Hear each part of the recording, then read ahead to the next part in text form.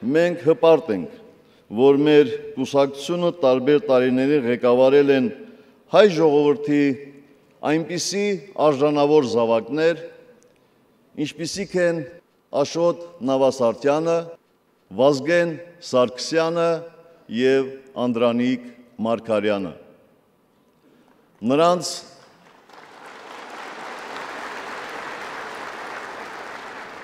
Նրանց առաջնորդությամբ մեր կուսակցությունը կայացել է, ստացել ժողովրդի վստահությունը և ստանձնել առանցքային դերակատարություն երկրի կառավարման գործում։ Հոբելյանները լավ առիթ են անցած ճանապարհն արժևորելու, իսկ երբեմն վերագնահատելու համար։ Մեր ուղին եղել է այնքան դժվար, որքան դժվար է եղել Հայաստանի ուղին։ Մեր կուսակցության 2 տասնամյակների կենսագրությունն անբաժանելի է մեր ժողովրդի կենսագրությունից։ Հայաստանի հաղթանակներն ու պարտությունները, ձեռքբերումներն ու սխալները մերն են, ոչ թե որովհետև Հայաստանը մերն է, այլ որովհետև մենք Հայաստանինն ենք, մեր կյանքով ու մեր ողջ գործունեությամբ ենք Հայաստանինը։ Քանի որ առաջիկայում սպասվում են խորհրդարանական ընտրություններ, բնականաբար ընտրությունների մոտանալուն զուգընթաց սկսվում են նաև խոսակցություններ, երբեմն անառողջ ասեկոսներ, կոալիցիայի մաս կազմող կուսակցությունների փոխադարձ խանդի և մրցակցության մասին, իսկ ոմանք նույնիսկ հանդիսավորապես գուժում են կոալիցիայի տրոհումը։ Անլուրջ զրույցներ մեկնաբանելը մեր խնդրից դուրս է, իսկ ինչ վերաբերում է ընտրություններին, ապա առողջ մրցակցությունը բնական է և օրինաչափ։ Կրկնում եմ, առողջ մրցակցությունը և ոչ թե խարդավանքները։ Խորհրդարան կմտնեն այն ուժերը, որոնք արդար պայքարում կվաստակեն ժողովրդի վստահության քվեն։ Ուժերի վերադասավորում կարող է իրականացնել և պետք է իրականացնի միայն ու միայն ընտրողը, այլ տարբերակներ պարզապես չեն քննարկվում։ Այս ամենով հանդերձ միշտ պետք է հիշել, որ ընդդիմությունը մեր երկրի ու մեր քաղաքական դաշտի հարստությունն է, մեր զարգացման կարևորագույն խթաններից մեկը,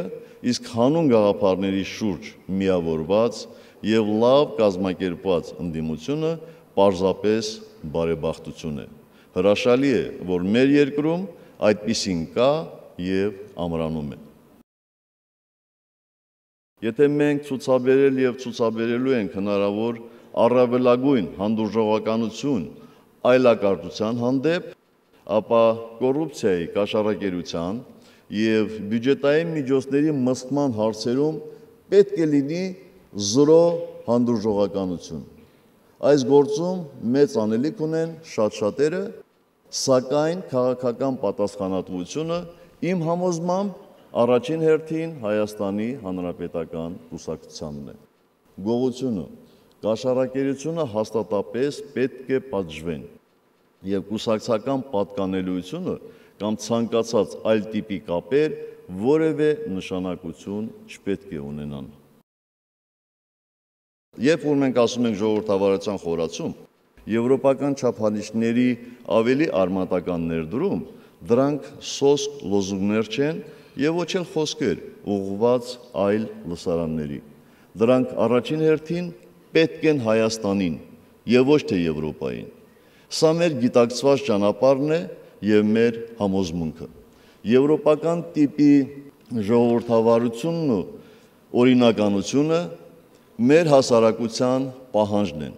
ինչը նա բազմիցս և հստակորեն արտահայտել է թե ընտրությունների ժամանակ, թե քաղաքական ուժերին քննադատելիս և թե այդ նույն ուժերին խրախուսելիս։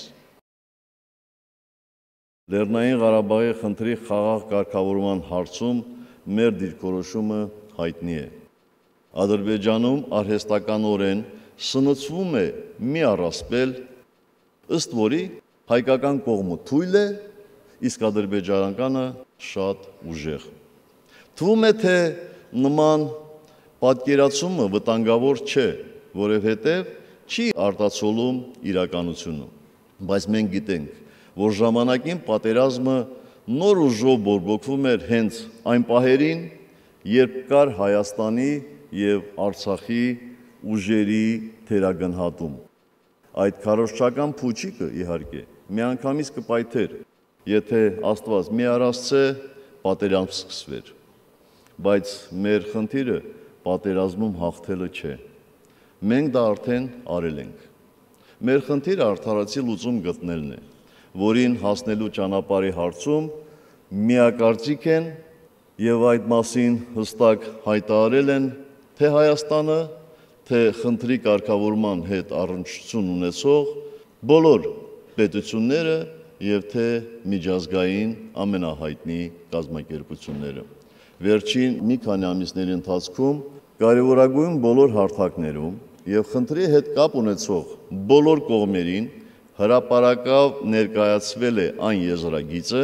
որից այն կողմ մենք բանակցելու տեղ չունենք։ Օր-օրի ավելանալու է նաև կուսակցության դերակատարությունը մեր հասարակության մեջ և մեր քաղաքացիների կյանքում դրական փոփոխությունների, մեզանում արմատավորված վատ ավանդույթների փոփոխման գործում։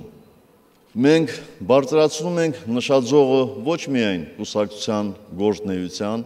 և դրա արդյունքների համար, այլև պահանջները կուսակցության անդամների ու նրանց գործունեության հանդեպ։ Իր արածի ու չարածի համար պատասխանատու է մեզնից յուրաքանչյուր հանրապետական։ Պատասխանատու է ոչ միայն կուսակցության, այլև երկրի առջև։ Ավելին, պատասխանատու է ոչ միայն սեփական վարքի, այլև իր ենթակաների, նաև իր ընտանիքի անդամների վարքի համար։ Ավելորդ չեմ համարում զգուշացնել, որ ինձ համար հասկանալի չէ թիկնապահների այն շքահանդեսը, որ կարելի է տեսնել մեր երկրում։ Իմ դիրքորոշումը հստակ է։ Թիկնապահներ կարող են լինել միայն օրենքով սահմանված դեպքերում, օրենքով սահմանված չափի և ձևի մեջ։ Այս ուղղությամբ համոզված եմ օրենսդիրը անելիք ունի։ Մեր այն գործընկերները, ում ժողովուրդը վստահել է իր խնդիրների լուծումը, իսկ կուսակիցները վստահել են սեփական բարեհամբավն ու արժանապատվությունը, նրանք, ովքեր պաշտոն են ստանձնել, պատասխանատու են հավորապատիկ, անարդյունավետ աշխատանքը, թերություններն ու բացթողումները հաստատապես դառնալու են քննարկման առարկա։ Անբարեխիղճ պաշտոնյաներ մեզ պետք չեն։ Կուսակցությունը չի կարող որևէ հանրապետականի համար հովանի լինել։ Կուսակցությունը որևէ մեկիս անձնական ինչ-ինչ խնդիրների լուծման համար չէ։ Ճիշտ հակառակը, այդ մենք ենք կուսակցության ծրագրերի իրականացման համար։ Մենք կանք, քանի դեռ տեր ենք մեր արժեքներին։ Մենք պարտավոր ենք հավատալ մեր ուժերին։ Որևէ մեկը մեր երազանքի Հայաստանը մեր փոխարեն իրականություն չի դարձնելու։ Դա մենք ենք անելու, բոլորս միասին։ Կրկին շնորհավորում եմ բոլոր հանրապետականներին կուսակցության 20-ամյա հոբելյանի առթիվ։ Մաղթում եմ բոլորիս, որ առաջիկա տասնամյակները մեր կուսակցության համար լինեն ավելի արգասաբեր, իբարս մեր երկրի, հանուն Հայաստանի ժողովրդի և ողջ հայության։ Շնորհակալ եմ։